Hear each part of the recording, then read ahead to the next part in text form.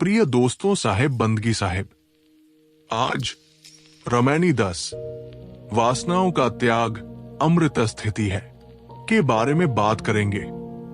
राही ले पिपराही बही, करगी आवत काहो न कही, आई करगी भौ अजगूता, जन जन्म यम पहिरे बूता, बूता पहिरी यम कीन समाना, तीन लोक में कीन पयाना, बांधेव ब्रह्मा विष्णु महेशु, सुर नर मुनि और बांधु गणेशु, बांधे पवन पावक और नीरु, चांद सूर्य बांधेव दो बीरु, सांच मंत्र बांधे सब झारी, अमृत वस्तु न जाने नारी, साखी अमृत वस्तु जाने नहीं, मगन भया सब लोए, कहीं कबीर कामो नहीं, जीव ही मरण न होए।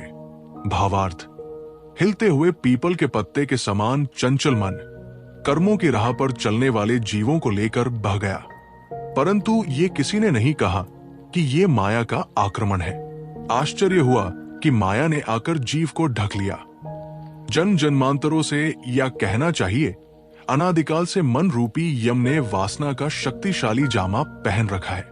अविद्या का बलपूर्ण जामा पहनकर मन सब में समाया हुआ है और त्रिगुणी जीवों के अंतःकरणों में उसी का निरंतर गमनागमन होता रहता है। इसने ब्रह्मा, विष्णु, महेश, सुर, नर, मुनि और गणेश को भी बांध लिया है। प्राणायाम साधने वाले योगी, अग्नि पूजक कर्मकांडी, तीर्थादि जल का आचरण करने वाले उपासक, इतना ही नहीं, कर्मयोगी और कर्म सन्यासी रूपी दो वीरों को भी मन ने बांध रखा है। मन कल्पित शब्दों के मंत्रजाल ने समस्त जीवों को बांध रखा है। नारी बने लोग अमृत वस्तु से अजानकार है। लोग अमृत वस्तु नहीं जानते, विषय वासनाओं में डूब रहे हैं। सदगुरु कबीर कहते हैं कि जीव ही अमृत वस्तु है, न उसमें कामना है और न मृत्यु अथवा कामना त्याग देने पर जीव अमृत तत्व को प्राप्त हो जाता है। व्याख्या, राही जीव है जो कर्म पथ पर अनादिकाल से भटक रहे हैं। मन पिपराही है, पीपल के पत्ते के समान तनिक से वासना वायु में हिलने वाला। ये चंचल मन जीवों को लेकर रात दिन बहता रहता है। साधारणतया कौन समझता है कि मन का वासनात्मक बहाव करगी है, माया है। आप करगी का अर्थ चाहे बाढ़ करें, चाहे कर से हाथ से बनाए हुए बंधन करें, चाहे और कुछ, परंतु करगी बांधने वाले को ही कहा गया है। अतएव सार्थक करगी का अर्थ माया या बंधन ही है। ये बात अचरज की है कि समर्थ चेतन जीव उस मन में बंधा है जिसका स्वरूप ही भास मात्र एवं कल्पना मात्र है। ये कल्पित मन जीव पर कैसे हावी हो गया? सदगुरु इसका समाधान करते हैं, जन जन्म यम पहिरे बूता, ये मन ही यम है। ये जन्म जन्मांतरों से विषय की खुराक पाते पाते बलवान हो गया है। इसने बूता का, साहस का एवं बल का जामा पहन लिया है, अर्थात अनादिकाल के विषयाभ्यासवश मन की वासनाएं बलवान हो गई है।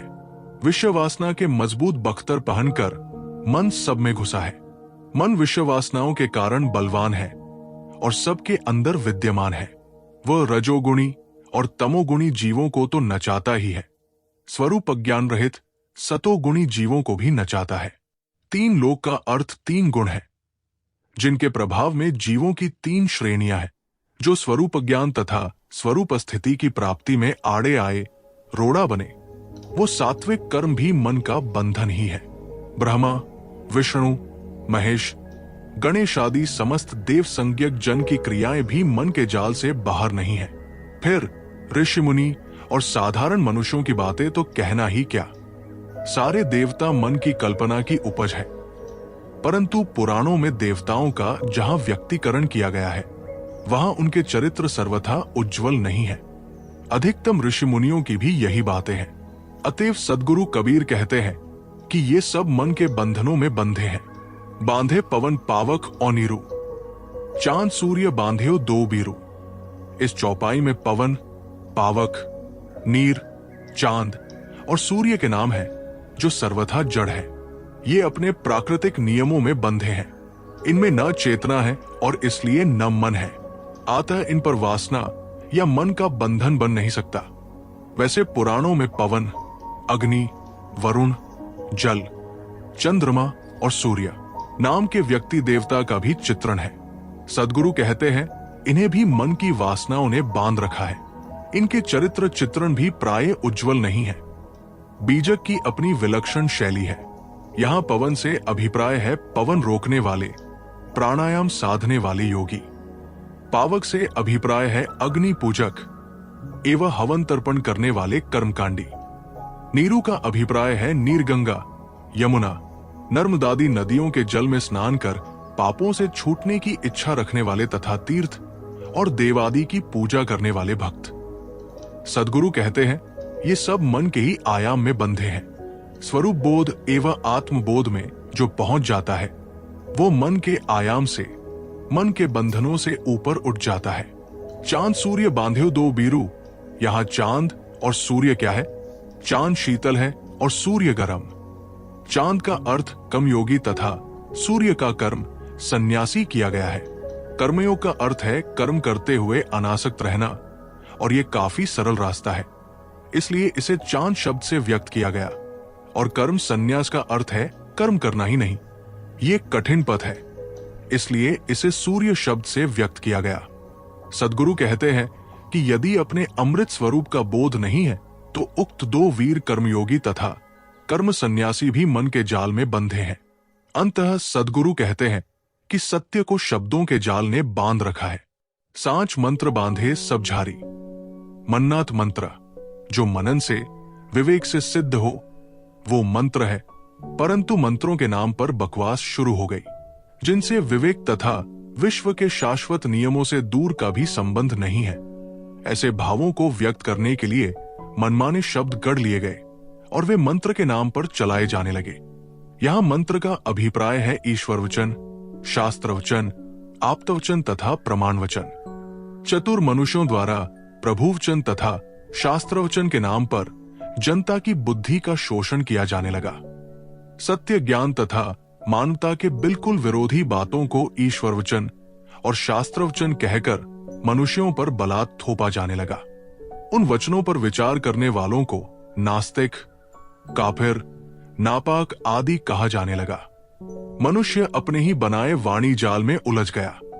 आपू ही बरी आपन गर बंधा, सत्य चेतन को उसी के बनाए मंत्र ने, शब्द जाल ने बांध लिया। अमृत वस्तु न जाने नारी, नारी बने हुए लोग अपने अमृत स्वरूप को नहीं समझ सकते। मृत में आ उपसर्ग लगाकर अमृत शब्द बना है। मृत कहते हैं जड़ को, उसमें आ उपसर्ग लग जाने पर उसका उल्टा अर्थ हो जाता है चेतन।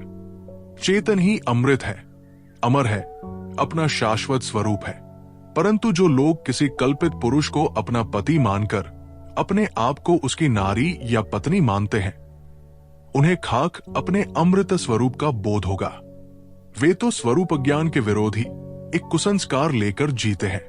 इसलिए सद्गुरु इस रामायणी में कहते हैं, अमृत वस्तु जाने नहीं, मगन भया सब लोए, कहिन कबीर कामो नहीं, जीव ही मरण न होए। जो मन की कल्पित मान्यताओं में डूबे हैं वे अपने गरिमामय अमृत स्वरूप को नहीं समझ सकते। जो कल्पित देवताओं का पशु बना है, जिसे घुटने टेक कर रोना गिड़गिड़ाना ही भाता है, जो पत्नी बनने का घृणित स्वांग भरता है, वो अपने सर्वोच्च अमृत पद को क्या समझ सकता है।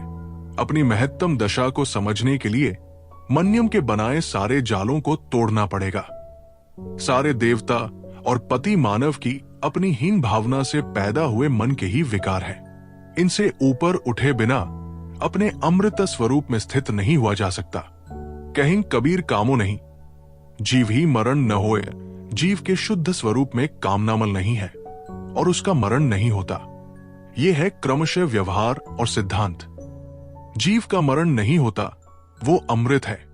ये अमृत का सिद्धांत है और कामनाओं का त्याग कर देना ये अमृत का व्यवहार है। सिद्धांततः जीव का स्वरूप अमृत है, परंतु व्यवहारतः कामनाओं, विषय वासनाओं का त्याग करना अमृत है। हमें अपने अमृत स्वरूप का ज्ञान तो है, परंतु हम कामना विजयी नहीं है। हमने वासनाओं पर विजय नहीं पाई है, तो हमें अमृतत्व का अनुभव नहीं होगा। पहली बात है अपने पूर्ण स्वतंत्र चेतन स्वरूप का बोध, और दूसरी बात है स्वस्वरूप से भिन्न सारी कामनाओं का त्याग। बस यही है अमृत तत्व। यही है मनुष्य का चरम एवं परम लक्ष्य। इस रामायणी में मुख्य दो बातें उभर कर आती है। एक है वासनाओं की प्रबलता में त्रिगुणी जीवों के बहने का चित्रण, और दूसरा है वासनाओं से ऊपर अपने अमृत चेतन स्वरूप की पहचान तथा स्थिति। गुरु की वाणी सुनने के लिए चैनल को जरूर सब्सक्राइब करें।